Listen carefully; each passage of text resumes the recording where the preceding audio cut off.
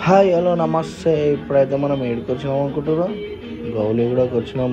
మొత్తం పద్మనాభ స్వామి టెంపుల్ అవో మొత్తం దశావతారంగా అనిపిస్తుందా? ఎట్లుందో మొత్తం నాగబంధన అవన్నీ అవో డోర్లు అన్నీ ఓపెన్ ఉన్నాయి. కొత్తరా ఎవరన్నా అవో గోల్డ్ మొత్తం. ఇదైతే బంగారం ఇల్లు. ఇక్కడ చూసిన శివుడు విగ్రహం రే రే రే రే పిచ్చెక్కిపోతుంది తెలుసా. చూస్తుంటేనే మైండ్ బ్లోయింగ్ అనుకోరు. ఖాళీ అట్లా సెటప్ చేసారు ఖాళీ.